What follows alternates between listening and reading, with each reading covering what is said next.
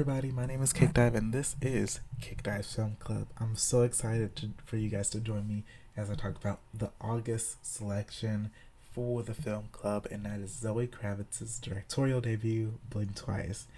When I first heard Blink Twice was a project that was being developed by Zoe Kravitz, I was cautiously optimistic because the concept of the film is something that is very relevant and trending like nowadays, and has definitely gained prominence with different influencers and celebrities who've gotten caught up. Most recently, Diddy was one of the most recent celebrities who has been known to be someone who has abused their power and has made men and women do things against their will.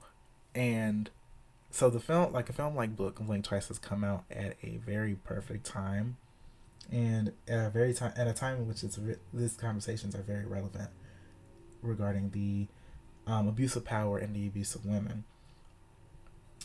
But when I also have to be cautiously optimistic when it comes to a topic like this, one, because this conversation has been attempted before in film in recent years. But the biggest issue is that not too many films have been able to do it well because there's a level of finesse and there's a level of personal education that you have to have in order to speak on a topic like that. And not everybody has the finesse to do that. I mean, let's face it, we also have to keep in mind that a film like Don't Worry Darling has released in the past couple of years, which has also tried to have a conversation similar to this, and has failed miserably because Olivia Wilde and some of the other talent involved with that project, they didn't know what they were really talking about and did not have the finesse to talk about the message that they wanted to talk about with a film like that. So when Blink Twice was announced, I was again cautiously optimistic because it's very easy to mess a concept or mess the dialogue of something like this up. But when I sat down and saw this movie, I overall liked it. I can't lie. Like, the movie was good. For a directorial debut, Zoe Kravitz has already justified herself as a talented director, someone who has a level of expertise and a level of clear-cut vision when it comes to films that very few filmmakers are able to do on their first go-around. You can tell that she is very passionate about this film and that she is very, very knowledgeable as to like what vision she had in mind for this project. And the film, even though it's a psychological thriller, moves around very much like a murder mystery. And as someone who personally loves murder mysteries, like, that really fit in my wheelhouse because there are a lot of different moments throughout the film and a lot of different clues that really lead breadcrumbs for you to find twists and turns and have realizations that the film reveals later on. And very few films do that nowadays, or at least do it with the level of finesse and ingenuity that Zoe Kravitz has in this film. Additionally, that script isn't half bad. Now, while I'm going to talk about what my issues with the script were. There definitely were issues, which is leading me for the rating that I have for this film. But I will praise that there is a level of understanding as to how to have these dialogues about the abuse of power and how people end up falling prey to and end up becoming victims to people who abuse their power because they want access to this power. They want to consume these celebrities and consume these billionaires and consume this access to resources that they don't have or that they want more of. And the film does nail that conversation fairly well. The cast is also incredible. Naomi Ackie, who I personally recognize is like a new kind of upcoming star because I did see her pop out and really gain some success from her performance as Whitney Houston and I Want to Dance with Somebody. Really stuns and takes the screen as Frida, the waitress who ends up flying to this island to meet Slater King, this wealthy billionaire played by Channing Tatum. She is very fun in this film and is such an engaging lead that I'm very excited to see where the rest of her career goes.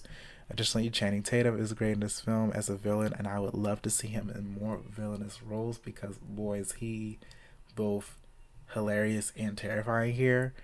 And definitely plays the role of like a charismatic billionaire who is very much a villain without any doubt very well. Additionally, the rest of the cast is fairly strong. Like, I have no issues with the rest of the cast. Like, everyone was giving out strong performances. Circling back to the issues and talking about what issues I had with the film that kind of set me back a little bit, is that there are a lot of concepts and like situations in which the film wants to have dialogue with the audience that either don't go anywhere or aren't fully resolved. And I will be delving into spoiler territory here, so if you have not seen the film, click off now. But the film has a lot of conversations about, abuse of power, as I touched on before, which it overall kind of nails since that's the main focus of the main concept at hand. But there's also conversations about, therapy and how men and some people or just people in general who use therapy as like a weapon rather than a resource exist.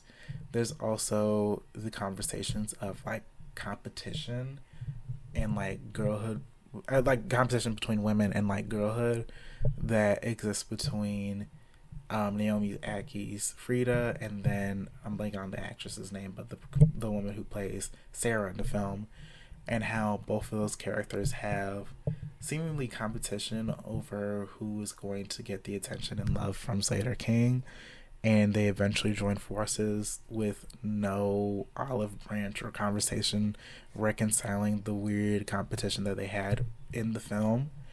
And there are certain pieces and clues that occur for a major twist in this film involving Frida and Slater King, that while we do get a scene kind of explaining it in a little bit more detail, I wish had a little bit more information to it, because it's still like horrifically vague to the point in which you could infer that a lot more stuff happened than what we were shown to as an audience member. And additionally, the ending I felt was a little bit, even though it leaned a little bit to like its black comedy,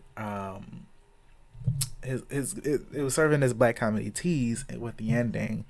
I feel like it was a little bit weak and not as like a strong like final ending as we could have gotten with this film, in my honest opinion.